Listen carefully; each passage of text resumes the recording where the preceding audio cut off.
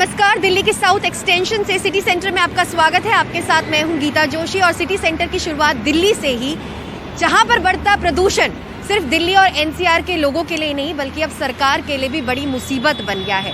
Supreme court ने बढ़ते प्रदूषण की वजह से बिगड़ते हालातों को लेकर केंद्र और दिल्ली सरकार को आड़े हाथों लिया है और मंगलवार तक इस पर इमरजेंसी कदम उठाने के लिए कहा है।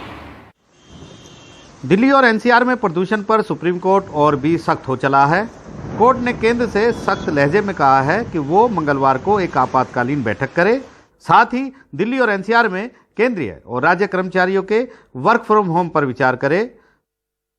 पंजाब और हरियाणा सरकार किसानों से एक हफ्ते के लिए पराली जलाना बंद करने का आग्रह करें।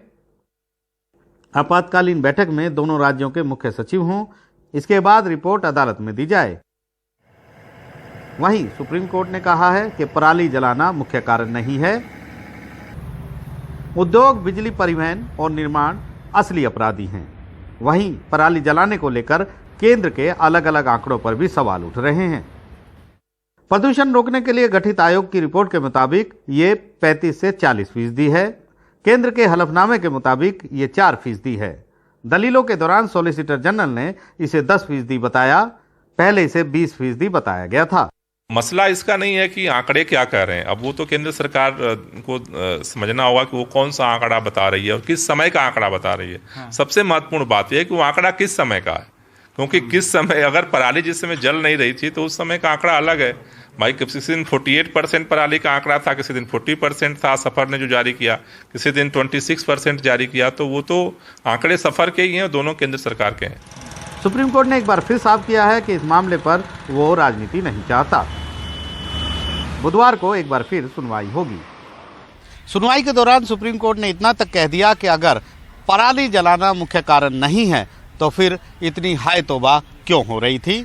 जाहिर है सुप्रीम कोर्ट के इस रुख के बाद सरकार को ठोस कदम उठाने ही होंगे। नई दिल्ली से शरद शर्मा और हिमांशु शेखर मिश्रा के साथ आशीष भार्गव, एनडीटीवी इंडिया। मुंबई के कंजूर मार्ग में सैमसंग के सर्विस सेंटर में आग लगी। दमकल विभाग की 8 फायर इंजन, 4 वाटर टैंकर मौके पर भेजे गए हैं। आग को बुझाने की कोशिशें जारी हैं। फिलहाल आग में किसी के घायल होने की खबर नहीं है। कई अधिकारी भी मौके पर मौजूद हैं। आग लगने की वजहों का अभी तक पता नहीं चल पाया है। क्रूज शिप ड्रग्स मामले में किरण गोसावी, एनसीबी और पूजा डडलानी के बीच की अहम कड़ी सैम डिसूजा का बयान बेहद अहम है। मुंबई की एसआईटी के सामने बयान दर्ज करवाने से पहले उन्होंने एनडीटीवी से खास बातचीत की और इस दौरान उन्होंने कई अहम बड़े खुलासे किए। सैम डिसूजा, दागदार गवाह किरण गोसावी, एनसीबी और शाहरुख खान की मैनेजर पूजा ददलानी के बीच की अहम कड़ी सोमवार को मुंबई पुलिस की एसआईटी में बयान दर्ज कराने पहुंचा। लेकिन उसके पहले एनडीटीवी से बातचीत में सैम ने बताया कि सुनील पाटिल के कहने पर उसने किरण गोसावी को एनसीबी के अफसर से मिलवाया। तब उसे नहीं पता था कि किरण गोसावी फ्रॉड है। अभी और पूजा ददलानी सामने फेस टू फेस उन्होंने बात की। उन्होंने जो है उसने लिस्ट बताया। उसने बताया कि मैं खुद एक इन्वेस्टिगेशन ऑफिसर हूँ।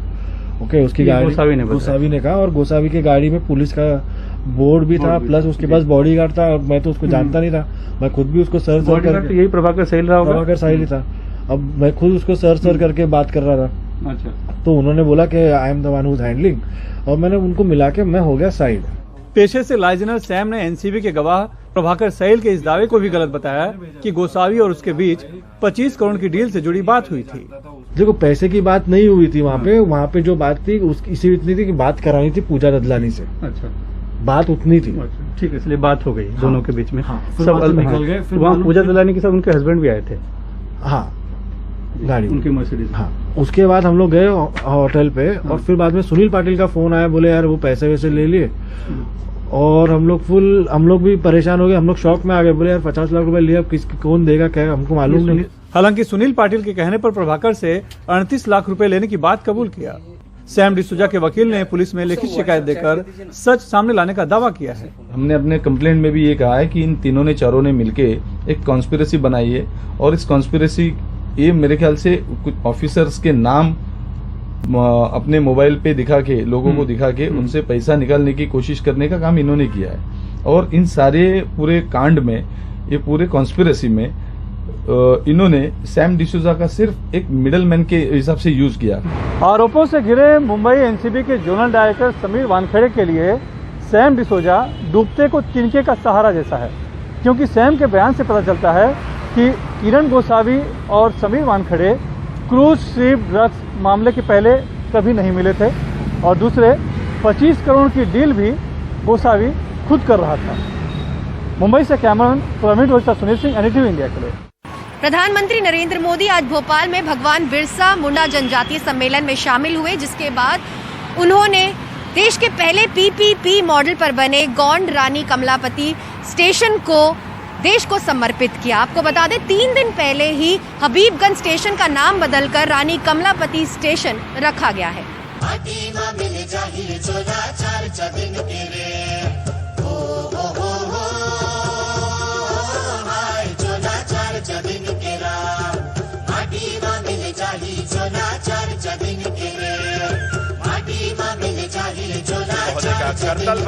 झाबुआ की जैकेट, डिंडोरी का साफा और हाथों में तीर कमान। प्रधानमंत्री नरेंद्र मोदी को भोपाल के जम्बूरी मैदान में मध्य प्रदेश के आदिवासियों से ये सौगात मिली। आइए हम भी अपनी श्रद्धा की अभिव्यक्ति करेंगे। आदिवासियों को पोषण और सेहत के सौगात से जुड़ी 14 घोषणाएं लागू करने की बात प्रधानमंत्री ने आदिवासियों से कही, लेकिन कांग्रेस पर हमले के साथ। प्रधानमंत्री गरीब कल्याण अन्न योजना के तहत मुफ्त राशन मिलने से कोरोना काल में गरीब आदिवासी परिवारों को इतनी बड़ी मदद मिली। अब जब गांव में आपके घर के पास सस्ता राशन पहुंचेगा तो आपका समय भी बचेगा और अतिरिक्त खर्च से भी मुक्ति मिलेगी। लोग आराम कर सकते। इसके बाद प्रधानमंत्री नरेंद्र मोदी ने रानी कमलापति स्टेशन देश को समर्पित किया। बताया क्यों ये स्टेशन एयरपोर्ट से दिखा है। भोपाल के इस ऐतिहासिक रेलवे स्टेशन का कायाकल्प ही नहीं हुआ है। किन्नौरगढ़ की रानी कमलापति जी का इससे नाम जुड़ने से इसका महत्व भी और बढ़ गया है। जिन्होंने इस देश का प्रधानमंत्री के 4 घंटे के दौरे में मध्य प्रदेश ने 23 करोड़ रुपए खर्चे, लेकिन उनके भाषण के बीच ही कई लोग पंडाल छोड़कर जाते दिखे। कहाँ से आए थे? पन्ना जी। क्यों वापस जा रहे हैं? तो हम जा रहे हैं, गाड़ी निकल जाएगी। आप भी वापस जा रहे हैं? हाँ, जा रहे हैं ना वापस। झंडा रखा हुआ है, पीएम साहब भाषण दे रहे हैं, उसके भाषण दे रहे, लेकिन हमारा गाड़ी जो कार्यकर्ता उधर उनको भी देखना पड़ेगा, उनको भी साथ में। यहाँ से हमारा बड़वानी जिला लगता है, आखिर महाराष्ट्र और गुजरात के बॉर्डर पे दूरी पे, तो हमको जरा आदमी को भी देखना पड़ेगा। व्यवस्थित टाइम पे दिन में दिख जाएगा, रात में इंतजार में फिर उसको ढूंढने में पड़ता है। आप भी वापस जा रहे हैं? हाँ। आप लोग भाषण नहीं सुनेंगे पूरा? जा रहे हैं। बीजेपी का दावा है कि 2.5 लाख लोग आए हैं, लेकिन कई कुर्सियां खाली रही। अगर अभी सबसे आखिरी हिस्से की तरफ चलेंगे तो वो सुबह ही हमने देखा था, वो तब भी भरी नहीं थी, लेकिन अभी जब प्रधानमंत्री का भाषण चल रहा है और बीजेपी का दावा है कि कई कल्याणकारी योजनाएं वो आदिवासियों के लिए लेकर आई है, उस बीच में इन कुर्सियों का यूँ खाली रहना कहीं ना कहीं अपने आप में शायद पार्टी के लिए भी फिक्र की बात होगी। वहीं कांग्रेस के प्रदेश अध्यक्ष कमलनाथ ने जबलपुर में भगवान बिरसा मुंडा की जयंती पर उनकी प्रतिमा पर माल्यार्पण किया। झूठ क्या बोलते हैं? कांग्रेस ने बीजेपी पर पलटवार किया, कहा जबरन भीड़ बुलाई गई है। 18 साल बाद शिवराज सिंह ने कहा कि मैं आज बिरसा मुंडा जयंती मनाऊंगा। ये कैसी जयंती है? आप ठेकेदार को कह देते हैं तंबू लगा दो, ठेकेदार को कह देते हैं कुर्सी लगा दो, और प्रशासनिक ठेकेदार को कह देते हैं भाई भीड़ भी ले आना, आपके नाम पर इतने बस लिखी हुई। हर जिले से ये पकड़ के ला रहे हैं लोग। ये क्या आदिवासियों का सम्मान कर रहे हैं? दरअसल दोनों दलों के बीच लड़ाई आदिवासी वोट बैंक को लेकर भी है। राज्य में आदिवासियों की जनसंख्या लगभग 1 करोड़ 65 लाख है। विधानसभा की 230 में से 47 सीटें आदिवासियों के लिए आरक्षित हैं। 2008 में बीजेपी ने उसमें से 29 जीती। 2013 में आंकड़ा बढ़ा, 31 आदिवासी विधायक बीजेपी की टिकट से जीते, लेकिन 2018 में 47 आरक्षित सीटों में बीजेपी को सिर्फ 16 सीटें मिली। इसके अलावा 84 सीटें ऐसी भी हैं जहां आदिवासी जीत और हार तय करते हैं। पिछले चुनाव में मालवा में आदिवासियों के लिए रिजर्व 22 में से मात्र 6 सीटें बीजेपी को मिली थी, जबकि कांग्रेस ने 16 सीटें जीत ली थी। इसलिए जनजातीय सम्मेलन में मालवा निमाड़ से अकेले 1.5 लाख आदिवासियों को लाने का टारगेट था। महाकौशल में 15 में से 4 सीटें ही बीजेपी के खाते में आई थीं। सो गृह मंत्री अमित शाह ने कुछ दिनों पहले वहां बड़ा आयोजन किया था। हाल में हुए उपचुनाव में जोबट विधानसभा कांग्रेस से बीजेपी ने छीन ली है। 2018 में बड़े पैमाने पर आदिवासियों का वोट कांग्रेस को पड़ा, नतीजा बीजेपी चुनाव हार गई और अब बीजेपी की ये बड़ी कोशिश है कि आदिवासी वोटरों को वापस पार्टी से जोड़ा जाए। भोपाल से कैमरा पर्सन रिजवान खान के साथ अनुराग द्वारी, एनडीटीवी इंडिया। दिल्ली के तिहाड़ जेल में देश की सबसे बड़ी जबरन वसूली के मामले में दिल्ली पुलिस ने आज कोर्ट में 7000 पन्नों की चार्जशीट दायर की। इसमें उन्होंने बताया कि कैसे जेल में अंदर रहकर 200 करोड़ की जबरन वसूली की गई और कहां ये पैसा खर्च किया गया। कांचीपुरम का ये आलीशान बंगला और ये ऐशो आराम के साधन सब कुछ ठगी और जबरन वसूली के पैसे से है। अब देश की सबसे बड़ी जबरन वसूली की चार्जशीट कोर्ट में दायर की गई है। 200 करोड़ की वसूली के मामले में मुख्य आरोपी सुकेश चंद्रशेखर, उसकी पत्नी लीना मारिया पॉल, जेल के कुछ अधिकारी और बैंक के कुछ अधिकारी हैं। कुछ दिन पहले ही हम लोगों ने सुकेश चंद्र और 14 इंक्लूडिंग 14 आरोपियों के खिलाफ चार्जशीट हम लोगों ने दायर किया है कोर्ट में। उसके बाद फिर हम लोगों ने भी हाल ही में 5 जेल ऑफिसर्स को मकोका के तहत इन्हें भी अरेस्ट किया है और आगे अभी जांच जारी है। चार्जशीट में 232 गवाह हैं। पुलिस सूत्रों की माने तो सुकेश ने खुद को भारत सरकार का टॉप ऑफिसर बताते हुए रैनबैक्सी के मालिक शिवेंद्र मोहन सिंह की पत्नी अदिति सिंह से जेल में रहते हुए 1 साल के अंदर 200 करोड़ रुपए वसूल कर लिए थे। सुकेश कॉल स्पूफिंग और टेलीग्राम ऐप के जरिए अदिति सिंह से बात करता था। दरअसल शिवेंद्र मोहन सिंह और उसका भाई मालविंदर ठगी के मामले में जेल के अंदर बंद हैं। सुकेश ने उन्हें जेल से बाहर निकालने के नाम पर इतनी बड़ी वसूली को अंजाम दिया। इसके लिए जेल अधिकारियों को भी 20 करोड़ रुपए दिए गए। सुकेश के सहयोगी प्रदीप रामदानी और उसके भाई दीपक रामदानी ने पैसा 30 बार में इकट्ठा किया। लेन देन के लिए रोहिणी जेल के असिस्टेंट सुपरिंटेंडेंट धर्मपाल मीणा की गाड़ी का प्रयोग किया गया। दीपक की सुकेश से जेल में मुलाकात यूनिटेक के प्रमोटर संजय चंद्रा ने कराई थी। वसूली के पैसे हवाला के जरिए देश के अलग अलग शहरों और दुबई में भेजे गए। 18 शेल कंपनियों और 53 फर्मों के जरिए पैसे को ठिकाने लगाया गया। वसूली और ठगी के पैसे से बेहिसाब संपत्तियां और ऐशो आराम का सामान खरीदा गया, जिसमें आलीशान बंगला और 100 एकड़ जमीन भी है।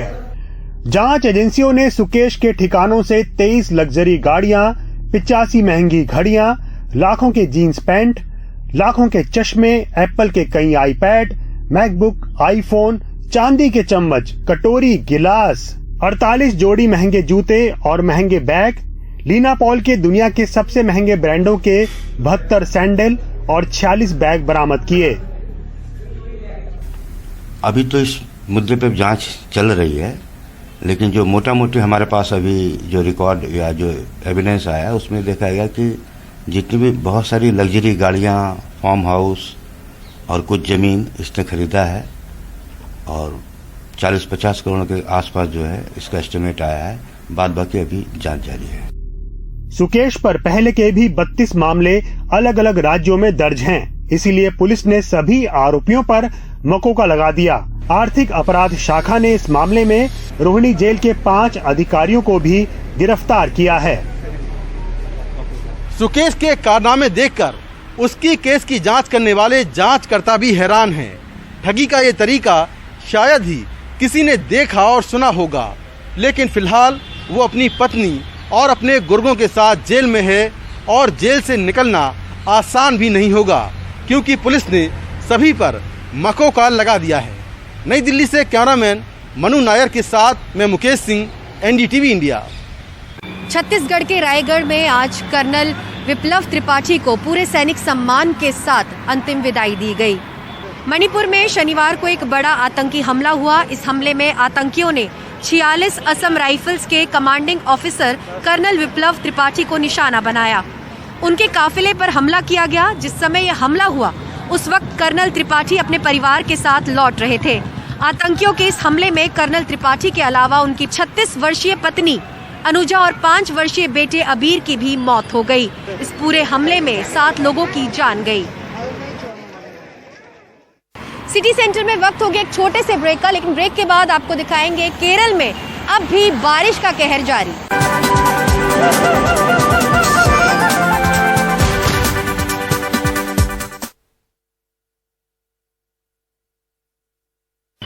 केरल में अब भी कई इलाकों में भारी बारिश से हाल बेहाल है। सड़कों पर पानी ही पानी है। ऐसे में लोगों को कई मुश्किलों का सामना करना पड़ रहा है। केरल के कई शहरों का यही हाल है। लोगों के घर आधी आधी मंजिल तक पानी में डूबे हुए हैं। बीते 3 दिनों से केरल के कुछ शहरों में लगातार बारिश हो रही है, जिसके बाद हालात बेहद खराब हो गए हैं। जिन इलाकों में लोग फंसे हुए हैं उन्हें सुरक्षित जगहों पर पहुंचाया जा रहा है। हिंदी की जानी मानी लेखिका मन्नू भंडारी अब हमारे बीच नहीं रही। वो 90 साल की थी और आज दिल्ली में उनका निधन हो गया। उन्होंने हिंदी जगत को कई यादगार कृतियां दी। उनका उपन्यास आपका बंटी हिंदी में सबसे ज्यादा बिकने वाले साहित्यिक उपन्यासों में रहा। महाभोज भी काफी चर्चित हुआ। उनकी कहानी यही सच है पर बनी फिल्म रजनीगंधा हिंदी की अविस्मरणीय फिल्मों में है। वो राजेंद्र यादव की पत्नी थी। मोहन राकेश कमलेश्वर, राजेंद्र यादव, भीष्म साहनी, धर्मवीर भारती और निर्मल वर्मा जैसे लेखकों को उस दौर में जिन 2 महिला लेखकों ने टक्कर दी उनमें कृष्णा सोबती के अलावा मन्नू भंडारी ही थी। दिल्ली के साउथ एक्सटेंशन से सिटी सेंटर में फिलहाल बस इतना ही। मेरे कैमरा सहयोगी गौरी प्रसाद और मुझे दीजिए इजाजत, लेकिन देश और दुनिया की बाकी खबरों के लिए आप बने रहिए हमारे साथ। देखते रहिए NDTV इंडिया। नमस्कार।